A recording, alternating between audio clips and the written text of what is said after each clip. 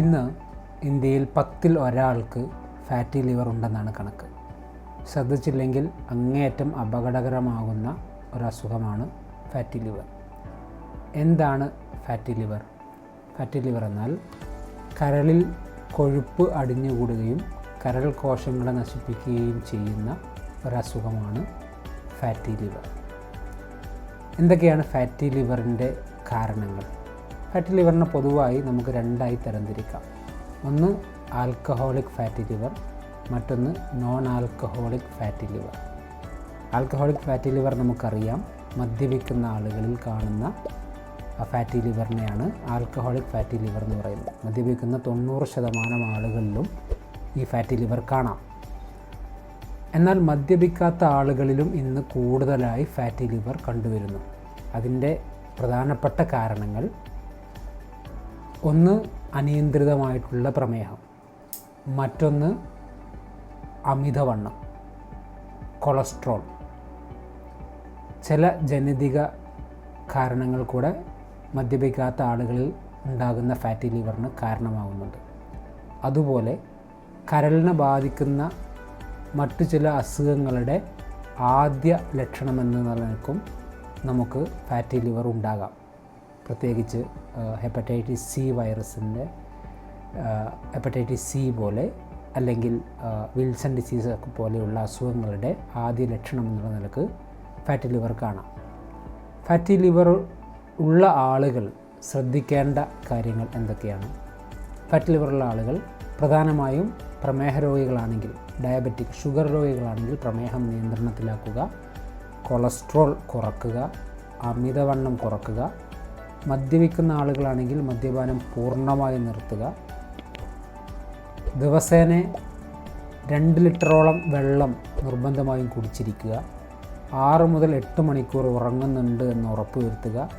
ശരിയായ രീതിയിലുള്ള വ്യായാമം, ദിവസം ഒരു അര മണിക്കൂർ മുതൽ 3/4 മണിക്കൂർ വരെ കൃത്യമാർന്ന വ്യായാമം ചെയ്യുന്നുണ്ട് എന്ന് ഉറപ്പുവരുത്തുക. അതുപോലെ തന്നെ നിർബന്ധമുള്ളൊരു കാര്യമാണ് മധുരത്തിൻ്റെ അളവ് പരമാവധിയായിട്ട് കുറക്കുക. ഐസ്ക്രീം, ചോക്ലേറ്റ്സ്, ബേക്കറി ഐറ്റംസൊക്കെ പരമാവധി കുറക്കുക. ഫാറ്റി ലിവർ സിറോസിസ് ആകുമോ? ഇത് പലരെയും ആശങ്കപ്പെടുത്തുന്ന ഒന്നാണ്. ഫാറ്റി ലിവർ പൊതുവിൽ നമ്മൾ സിറോസിസായി മാറാറില്ല. കാരണം എന്താണെന്ന് ചോദിച്ചു കഴിഞ്ഞാൽ, ഫാറ്റി ലിവർ കണ്ടെത്തിയാൽ തന്നെ ശരിയായ രീതിയിലുള്ള ജീവിത ക്രമീകരണത്തിലൂടെയും മരുന്നുകൾ എടുക്കുന്നത് വഴിയും നമുക്കതിനെ പരിപൂർണമായി ചികിത്സിച്ച് ഭേദമാക്കാൻ പറ്റുന്ന ഒന്നാണ്.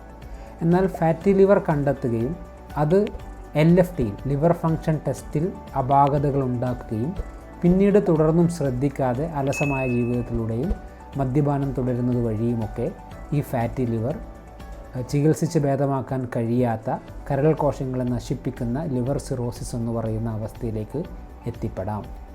എങ്ങനെയാണ് ഫാറ്റി ലിവർ കണ്ടെത്തുക? ഫാറ്റി ലിവർ കണ്ടെത്തുന്നത് പ്രധാനമായും വയറ് സ്കാനിങ് ചെയ്യുന്നതിലൂടെയാണ്. USG ചെയ്യുന്നത്, അൾട്രാസോണോഗ്രഫി ചെയ്യുന്നത് വഴിയാണ്. അല്ലെങ്കിൽ രക്തപരിശോധനയിൽ LFT ലിവർ ഫങ്ഷൻ ടെസ്റ്റ് പരിശോധിക്കുന്നത് വഴി ലിവർ എൻസൈംസുകളായിട്ടുള്ള SGOT, SGPTയുടെ അളവുകൾ നോക്കി നമ്മൾ ഫാറ്റി ലിവർ ഉണ്ടോ ഇല്ലേ എന്ന് പറയാറുണ്ട്. എന്തൊക്കെയാണ് ഫാറ്റി ലിവറിൻ്റെ ലക്ഷണങ്ങൾ? ഫാറ്റി ലിവറിൻ്റെ ലക്ഷണങ്ങൾ: തുടക്കത്തിൽ ഫാറ്റി ലിവറിന് പ്രത്യേകമായി ലക്ഷണങ്ങളൊന്നും തന്നെ ഉണ്ടാകില്ല. മറ്റെന്തെങ്കിലും അസുഖത്തിൻ്റെ ഭാഗമായോ അല്ലെങ്കിൽ റൂട്ടീൻ ചെക്കപ്പിൻ്റെ ഭാഗമായോ ഒക്കെ നടത്തുന്ന സ്കാനിങ്ങിലോ രക്തപരിശോധനയിലോ നമ്മൾ കണ്ടെത്തുകയാണ് ചെയ്യുക.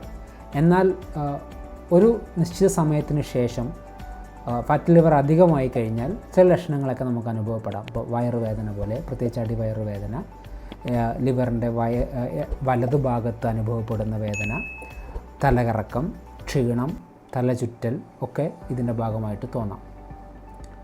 ഫാറ്റി ലിവറുള്ള ആളുകൾ പ്രധാനമായും ജീവിതശൈലി ക്രമീകരണം തന്നെയാണ് ചെയ്യേണ്ടത്.